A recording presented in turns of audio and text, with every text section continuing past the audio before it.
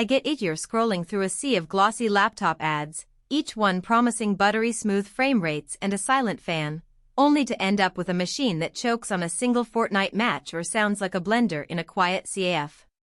That gap between the showroom shine and the real-world grind is why I'm doing this deep dive, so you don't waste money on a laptop that looks great on paper but falls short when you actually play.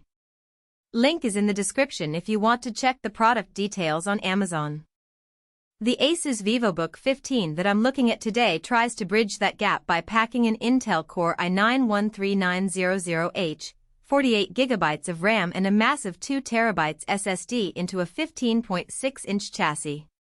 At first glance it feels like a desktop-level rig you could carry to the coffee shop, but the real question is how that power translates into everyday gaming, and whether the trade-offs heat, noise, battery life are worth the premium price tag. Let's start with the core concern for gamers: sustained performance. The i9-13900H is a beast on paper, and in the hands-on sessions I ran, it held its own through long raids in Destiny 2 and marathon sessions of Apex Legends.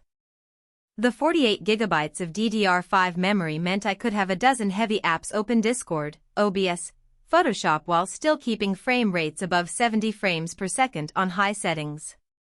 That's a practical advantage if you live stream, edit footage on the fly, or just like to switch between a game and a demanding workstation task without a hitch. Heat, though, is where the story gets nuanced. ASUS markets this model with enhanced thermal management, and the laptop does keep the CPU from throttling for the first hour or so of intensive play. The copper heat pipes and dual fan layout spread the heat, but because the chassis is relatively thin, the exhaust air gets directed toward the keyboard area. After about 90 minutes of non-stop gaming, the bottom of the laptop was noticeably warm enough that you'd want a wrist rest and the fans kicked up to a level that would compete with a small air conditioner. If you're gaming in a quiet room or on a shared desk, that fan noise could be distracting, but it's a typical compromise for a machine this powerful in a portable form factor. Keyboard feel is another practical checkpoint. The backlit keys have a decent travel distance and a slight tactile bump that feels comfortable for both rapid FPS key presses and long-form typing.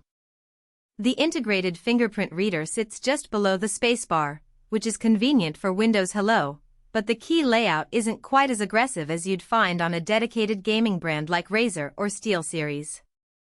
In my experience, the keys held up well after a few weeks of heavy use, and the blue backlight adds a subtle vibe without being obnoxious.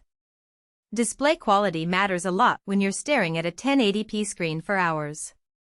The Vivobook 15's FHD panel delivers crisp images and a 144Hz refresh rate, which is a real step up from the 60Hz panels you see on many mainstream laptops.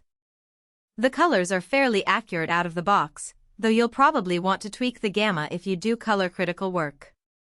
For gaming, that refresh rate translates to smoother motion, especially noticeable in fast-paced shooters. The downside? The screen isn't particularly bright around 250 nits, so in a sunlit CAF the picture can look washed out. If you plan to game mostly indoors, you'll be fine, but it's not the best for outdoor play. Battery life is a classic pain point for gaming laptops, and the Vivobook 15 is no exception. With the 86Wh battery, I managed roughly 3 hours of mixed use, some light browsing, a couple of YouTube videos, and a short gaming session at medium settings.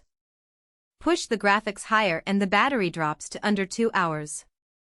That's realistic for a machine with a desktop-grade CPU and a high refresh screen, but it means you'll need to stay near a power outlet for any extended gaming marathon.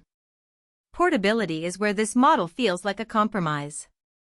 At 4.4 pounds and a 0.8-inch thickness, it's lighter than many 17-inch gaming laptops, but it's still a handful to toss into a backpack along with a charger and a mouse. The physical webcam shield is a nice privacy touch, and the array of ports USB-C, HDMI 2.1, 3 USB-A, Ethernet means you won't need a dongle dock for most peripherals. For a gamer who travels between LAN parties or needs a solid workhorse on the road, the connectivity wins, but if you prioritize ultra-lightweight, there are thinner ultrabooks that sacrifice performance instead. Now, who should actually consider buying this? If you're a serious PC gamer who also does content creation, streaming, or heavy multitasking, and you want a single device that can replace both a gaming rig and a productivity laptop, the Vivobook 15 hits a sweet spot. The massive SSD means you won't be juggling external drives for large game libraries, and the RAM headroom lets you run virtual machines or heavy software without bottlenecks. It's also a good fit.